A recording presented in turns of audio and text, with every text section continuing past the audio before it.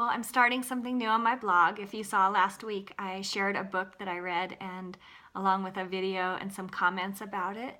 So this is the second one, and I just wanted to tell you I've read a really great book. It's called The Little Book of HYgge, and I'm sure most of you have heard this word. If not, once you see it today, you're going to see it everywhere. It's supposedly it was like on the short list of words of the year 2016.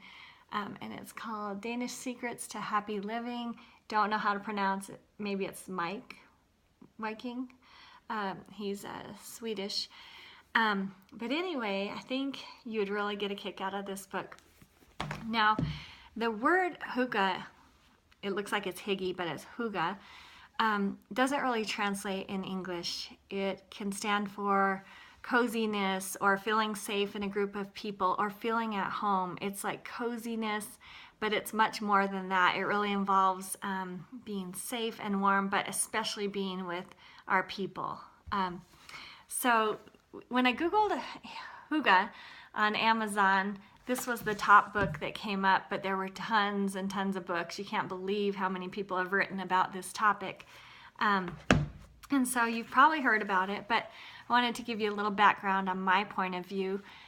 If you read my book, Renewed, you probably read how I love the word cozy. I don't know where that comes from for me, but it's always been a huge, important word.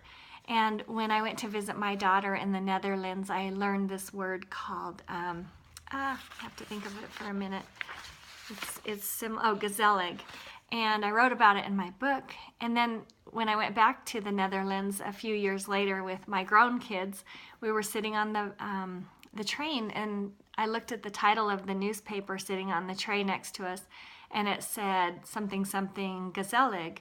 And so I asked the woman next to me, what does this mean? And she said, it means the Dutch people, excuse me,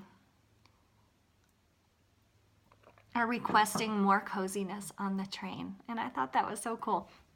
On that same trip, we were down in, I'm blanking out now, in Germany, fortresses, it'll come to me.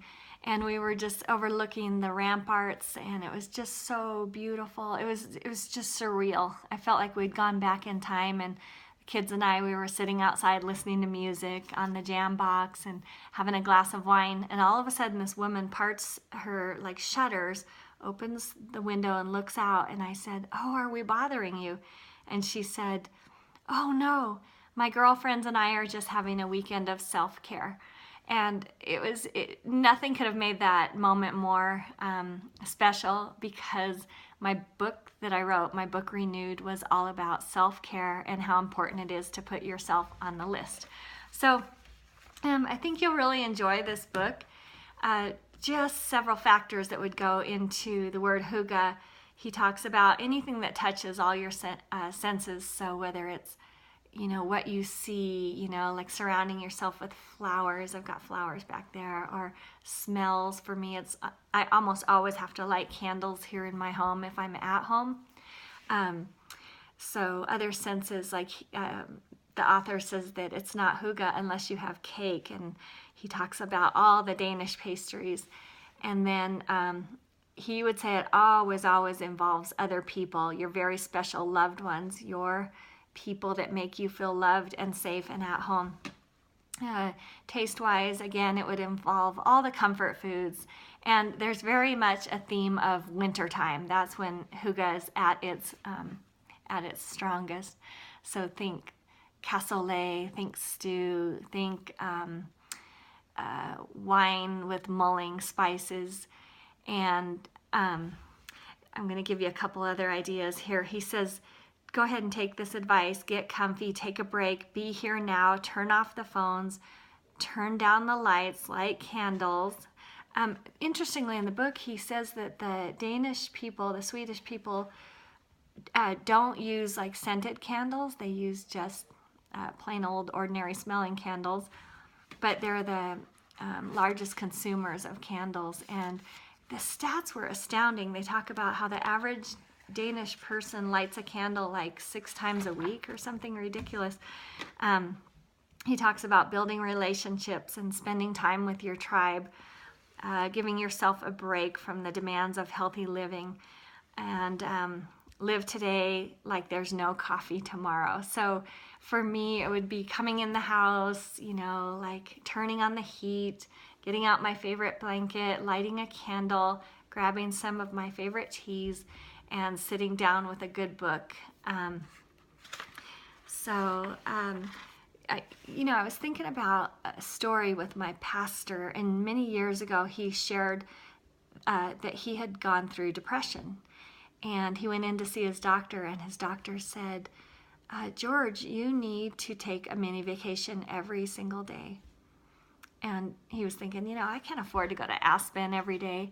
But what his doctor was saying was, you need to just stop and make time for you. You're so busy taking care of all the needs of your church. You need to put yourself on the list. And so it's simple things. It's brewing a fresh cup of coffee. It's putting on your most comfortable socks. I think of this idea of mini vacation every day. So for me, what would maybe make me feel better would be to go for a quick walk around the lake and listen to my favorite podcast or some music. Let me see if I can find some more ideas.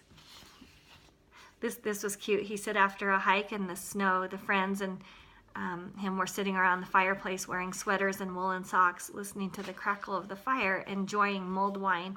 And one of the friends said, could this be any more HYgge?